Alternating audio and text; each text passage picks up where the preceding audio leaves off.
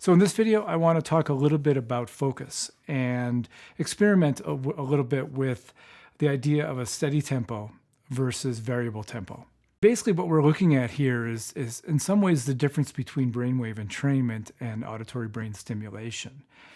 When you have a steady tempo, regardless of what that tempo is, you can encourage and engage brainwave entrainment. And brainwave entrainment is where you get the brain waves to basically oscillate at the same tempo as the underlying rhythm of the drumming. So if I'm playing at 8 beats per second, for instance, the brain will start getting synchronized and vibrate at 8 beats per second as well.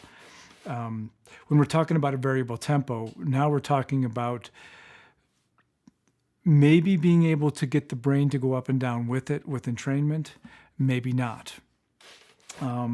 And that really depends on the person and the rhythms you're using.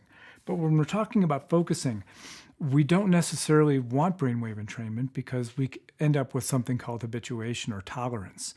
And what that basically means is after a little while, your brain decides it doesn't want to engage because the rhythm, the pulsation is so regular that the brain figures it out and no longer responds.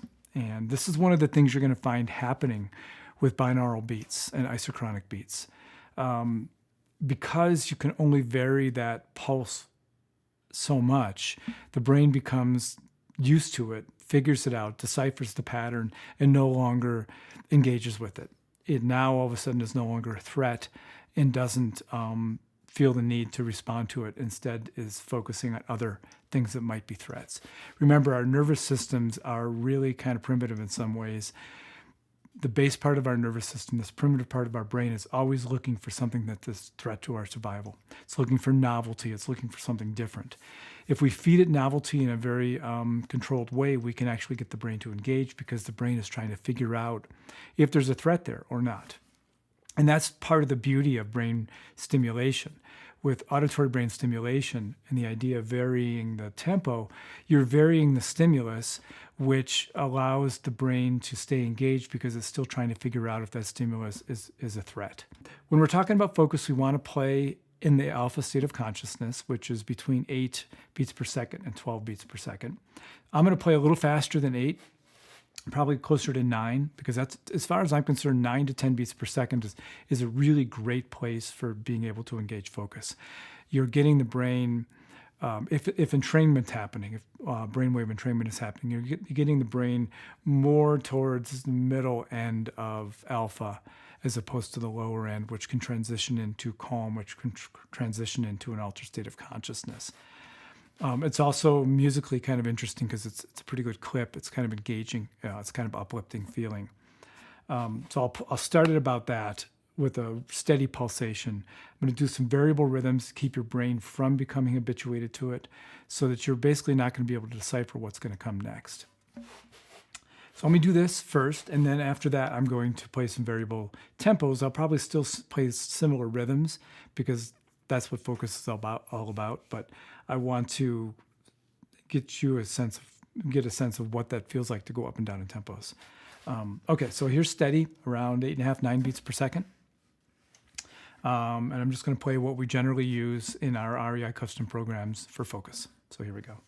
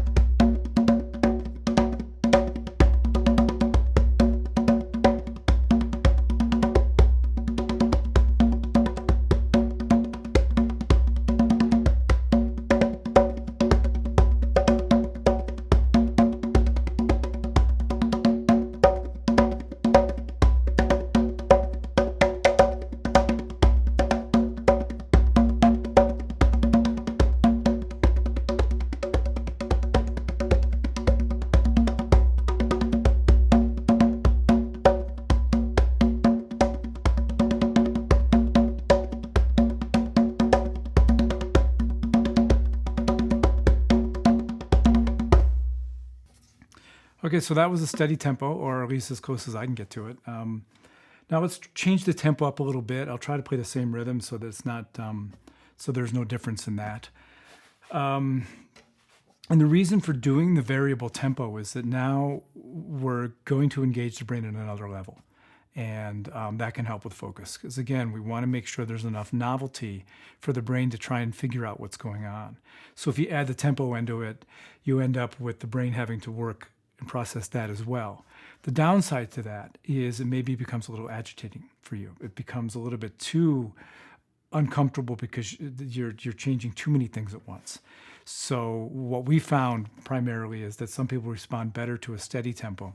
Other people respond better to a variable tempo. And hopefully you'll get a chance to see which one you are at this point. So I'm going to play for a little bit.